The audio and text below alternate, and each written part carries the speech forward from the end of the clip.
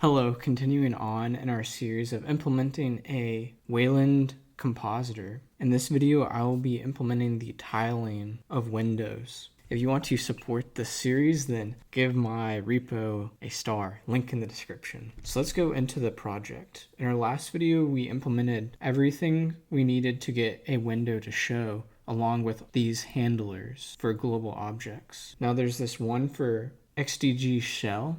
An XDG shell is for being able to use Wayland surfaces as what we would think of a window in a desktop environment. So remember, the surface is just the area that the client draws on. And so if we look in this XDG shell handler, there's this new top level function. And this gets called whenever there is a new top level surface created. A top level surface is just like the main application window. An application might have several different kinds of surfaces like pop-ups or drop-downs. So this is for the main surface. And when a new one of these surfaces is created, then we'll want to rearrange all of the windows into a tiled layout.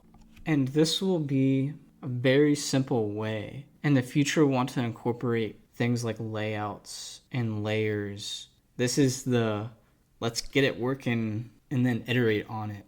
With that disclaimer, continuing on, I've created this refresh geometry function. And since this is implemented for the state, just implement this refresh geometry function for this state struct. And if you look up here where we define the state, we implement the state and define this refresh geometry. This will actually do all the tiling. And if you want to see what that looks like, there's this preview.sh file that I made to make development easier.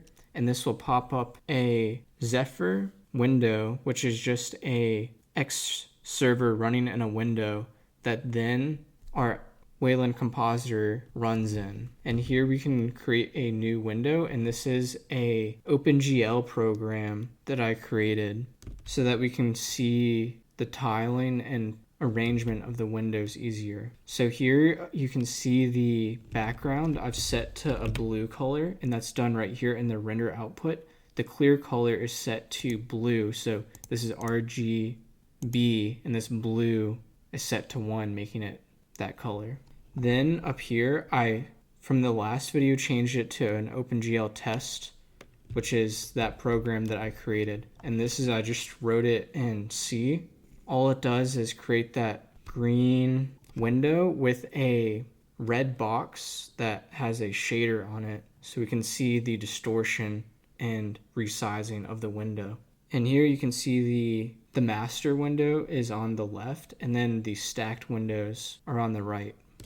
Let's see how I actually implemented this. If we go back to the state file, I get the space, which is just the place where all of the windows are stored. And then we'll want to get the output that we added in our main file. So up here, we map the output that we defined into the space. So we get that output out, and then we'll want to get the geometry of the output, and that will just be the window size if we're running it in Zephyr, or our monitor size if we're running it as our main driver. So then we'll get the size off the geometry, and we'll get the width and the height. So now we define the gap, and I just said 6 pixels.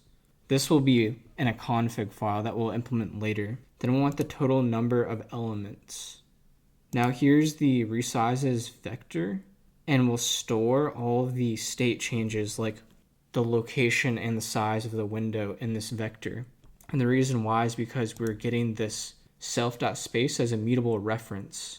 And with a mutable reference, you can only use it one place at a time, because right here it'll take ownership of the space reference for this entire for loop. So if we try to call the space.map in this for loop, we can't do that because that'd be violating the ownership that was taken up here. So instead we define this resizes vector, and then we loop through and push all of these state changes into this vector. Then we use the space variable and actually move and resize to where we want after we've calculated all of our changes. So getting into this, we first, for each window, move the X and the Y to where the gap is. So up here, you can see how there's this gap on the left upper corner. This moves the window to that position.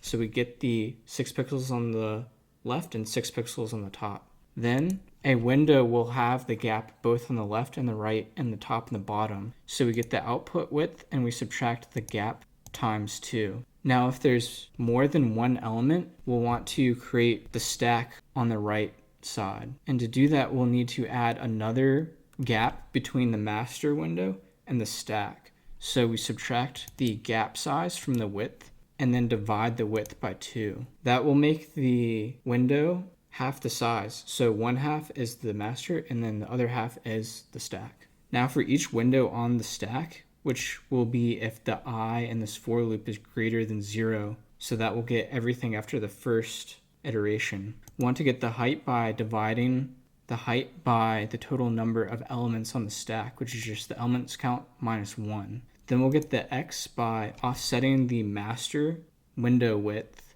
plus the gap that we want. Then the height will just offset by the total number of windows above it.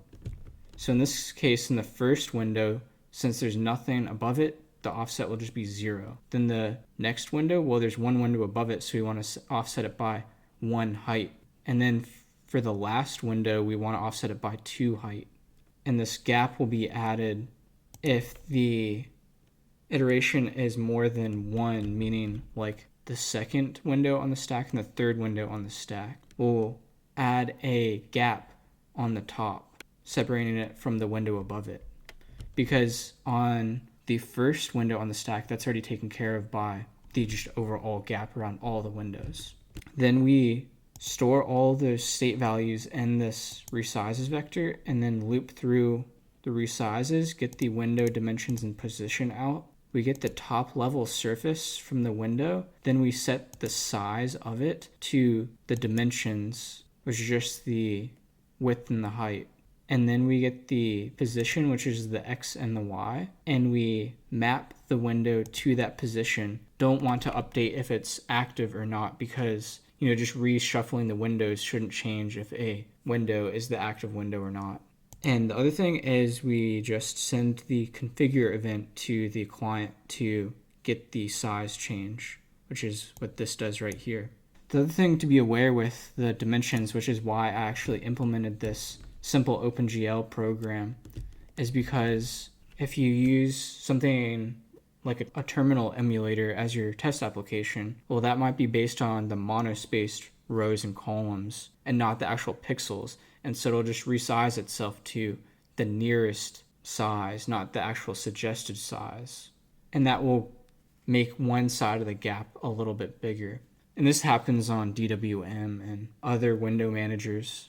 It's generally small enough where you won't really notice it, but it's just something to be aware of. Thanks for watching, and be sure to stay tuned for the next updates in my Compositor series. So thank you for watching. Goodbye.